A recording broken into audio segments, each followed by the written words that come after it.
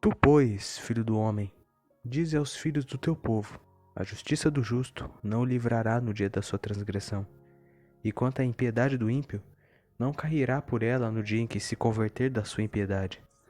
Nem o justo poderá viver da sua justiça no dia em que pecar. Ezequiel 33:12.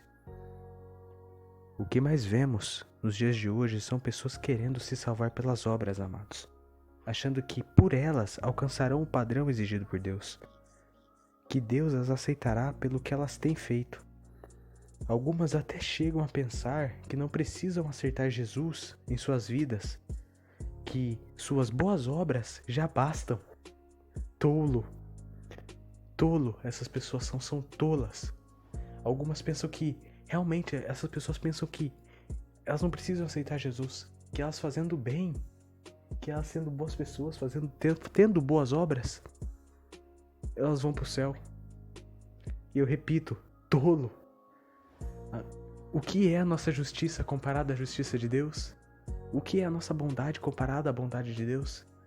Por acaso a nossa bondade pode nos salvar? A nossa bondade pode arranjar um lugar para nós no céu? A nossa bondade pode nos dar salvação? Nossa justiça é como trapo de imundícia perante o Senhor. Isaías 64:6. Como podemos nos achegar a Deus confiando em nossas obras? Como? Você pode ter feito bem a sua vida toda, ajudando as pessoas, ajudando instituições de caridade, ajudando animais de rua, ajudando até mesmo a própria igreja. Você pode fazer doações para a igreja e etc. Mas se Cristo não está em você e você não está nele, de nada adiantará. Você irá para o inferno do mesmo jeito. E por que eu digo isso? Você pode até pensar: nossa, mas você está julgando, falando que eu vou para o inferno. Eu sou a porta. Eu sou a porta. Cristo disse: eu sou a porta. Quem entrar por mim viverá. Isso está escrito em João 10:9. Jesus é a porta. Jesus é o único caminho pela salvação. Você pode fazer o bem a sua vida inteira, mas se você não aceitou Jesus, você vai pro inferno. Não adianta. Não adianta. Jesus, ele é o único caminho.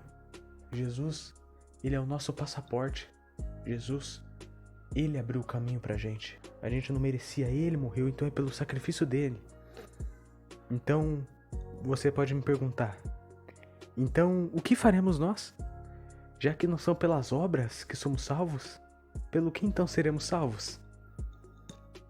Então, eu te respondo: o que a gente vai fazer? O que a gente pode fazer em relação a isso? Nada. Nada. A gente não pode fazer nada. E pelo que então nós seremos salvos? Eu te respondo: pela graça. Pela graça. Porque pela graça sois salvos, por meio da fé. E isso não vem de vós, é dom de Deus. Não vem das obras, para que ninguém se glorie. Ouviu aqui que está escrito? Efésios 2:8-10. Verso 9. Não vem das vossas obras, para que ninguém se glorie. Porque somos feitura sua, criados em Cristo Jesus, para as boas obras, a qual Deus preparou para que andássemos nelas. Aqui está falando das obras, sim. As obras são simplesmente consequência da salvação de Cristo. Você tem que ter a fé e as obras. Você deve ter a fé e as obras. Você ter somente as obras, de nada te adianta. Você ter somente a fé, também de nada te adianta. Porque se você se diz que é crente, eu creio em Jesus Cristo. Eu creio em Jesus, mas você não ajuda o seu próximo. Que tipo de crente você é? Você diz que crê em Jesus, mas você não ora? Que tipo de crente você é? Você diz que reconhece Jesus como Filho de Deus, mas não estende a mão para ajudar ninguém. Que tipo de crente você é? Você diz que crê em Jesus, mas é o que fala mais besteira dos seus colegas. Que tipo de crente você é? Se Jesus estivesse com você, em todos os lugares que você vai, em todas as besteiras que você fala, como ele se sentiria vendo isso? Eu não quero nem pensar. Não precisa responder. Apenas reflita sobre. Então, nós somos salvos pela graça. Porque pela graça sois salvos, por meio da fé. E isso não vem de vós, é dom de Deus. Não vem das obras, para que ninguém se glorie. Porque somos feitura sua, criados em Cristo Jesus para as boas obras, as quais Deus preparou para que andássemos nelas. Traduzindo, nós cremos em Jesus pela fé, nós tomamos posse da salvação pela fé, nós somos salvos pela fé, mas a evidência de que nós fomos salvos, a evidência de que nós nos convertemos são as boas obras. Então, se você faz as boas obras, mas você não aceitou a Jesus, você não crê em Jesus, você não se arrependeu dos seus pecados, de nada vale.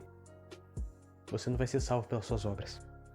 Agora, se você diz que crê em Jesus, mas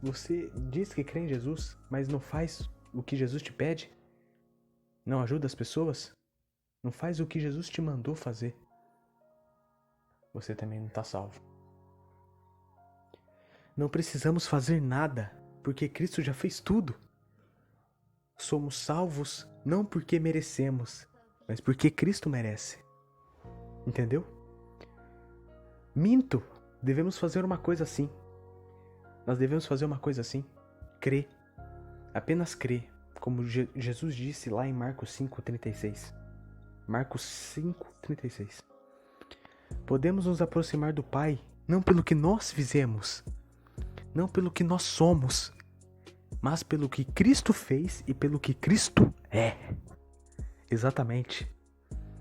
A gente nos aproxima do Pai, a gente pode orar, e na Bíblia diz que as nossas orações invadem a sala do trono como incenso. Então quando você ora, Deus recebe direto da sala do trono e Ele escuta a sua oração. Agora você me pergunta, por que nós temos esse direito? Por que nós temos esse, vamos dizer assim, privilégio? Não é pelo que nós somos, não. Muito menos pelo que nós fizemos. É pelo que Cristo é. E pelo que o Cristo fez. O que Ele fez? Morreu por nós. E quem Ele é? O Cordeiro de Deus que tira o pecado do mundo. Entenda, Deus não nos aceita porque somos bons o bastante, mas porque o sacrifício de Jesus foi perfeito. Ou na nossa linguagem foi perfeito o bastante, mas seria até errado porque foi perfeito. Perfeito. E hoje o Senhor não enxerga os nossos pecados, mas enxerga o precioso sangue de Cristo. A justiça dele veio para nós.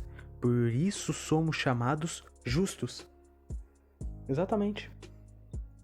A justiça de Jesus veio para nós. Igual eu vi um pastor um dia dizendo, ele morreu para que nós vivêssemos. Ele se fez filho do homem para que nós fôssemos filhos de Deus. Entendeu? E ele se fez pecador para que nós fôssemos santos. Então nós somos chamados justos. Mas justos pelo quê? Mediante a fé em Cristo Jesus. Não somos justos por nós mesmos, mas porque cremos. Lembra que eu falei? Simplesmente creia o que Jesus disse lá em Marcos 5,36? Exatamente aqui. Porque cremos em quem? Em Jesus. E em seu sacrifício somos chamados justos e santos por causa dele. Entenda, quando a Bíblia diz que nós somos justos e santos, não é porque nós somos bons o bastante. Eu já disse isso aqui. Nós não somos bons o bastante, mas somos justos e santos pela fé em Cristo Jesus, porque Ele é justo e Ele é santo. Então, quando Ele morreu, a justiça dele e a santidade dele veio para nós. Por isso, eu te digo, meu amado, não pense que você é pecador demais e que não há perdão para você. Não pense que não tem jeito para a sua causa, pois não há pecado que o sangue de Jesus não perdoe. Não há pecado que o sangue de Jesus não perdoe. Jesus, ele foi o sacrifício perfeito. Então, quando diz sacrifício perfeito, foi perdão para todo tipo de pecado. O pecado que eu e você cometemos lá atrás, o pecado que nós cometemos hoje, no presente, e o pecado que a gente vai cometer no futuro. Porque a gente vai pecar. Somos pecadores. Mas Cristo morreu por todos os nossos pecados. Quando nós aceitamos Jesus como nosso único Salvador, Ele perdoa todos os nossos pecados. É como diz o cântico, né? O hino da harpa, pelo sangue, né? E diz uma parte assim: és um grande pecador? Eis aqui o teu Salvador. E eu digo, para grandes pecados houve um grande sacrifício. Como nós somos grandes pecadores, houve um grande Salvador. Um grande sacrifício. O Filho de Deus derramou o seu sangue. O seu sangue. Cada gota do sangue de Jesus, nenhuma gota foi perdida. Nenhuma gota foi em vão. Ele derramou o seu sangue. Deus deu o seu Filho. O seu melhor. Deus deu o seu melhor. O seu Filho. Unigênito. Como diz em João 3,16. Porque Deus amou o mundo de tal maneira que deu o seu Filho unigênito. Por isso, não dê ouvido às mentiras do diabo. Não dê ouvidos às mentiras do diabo que diz que o Senhor vai te rejeitar. Porque Ele não vai. Deus não rejeita um coração arrependido. Um coração quebrantado. E a palavra diz isso em Salmo 51:17. O Senhor, Ele já pagou o alto preço. Então Ele não vai te rejeitar. Quando você diz que, eu não mereço o perdão de Deus, eu não mereço, você está ofendendo a Deus. Você está ofendendo a Cristo. Porque Ele já morreu, Ele foi chicoteado no seu lugar. Ele morreu para que nós tivéssemos vida e vida eterna. Entendeu? Caso você se arrependa de seus pecados e creia em Jesus como Filho de Deus e você nasça de novo, naquele dia, no grande dia, o juízo em que Jesus virá para trazer juízo sobre a terra, Ele não se lembrará dos seus pecados. Naquele dia, se você se arrepender dos seus pecados, crer em Jesus, nascer de novo realmente, Jesus não se lembrará dos seus pecados, porque Ele lançou no mar do esquecimento. Em Miqueias 7:18 diz isso. Pode ver lá. Ele não levará em conta. Ele não levará em conta. Deus, lembre-se, veja bem, Deus, Ele não se esquece de nada. Então, como diz aqui que Ele não se lembrará mais, que Ele joga no mar do esquecimento, porque Deus, Ele não vai levar em conta mais. Ele não vai levar em conta. Ele não vai mais te julgar por conta disso. Porque Ele esqueceu. Ele não vai levar em conta.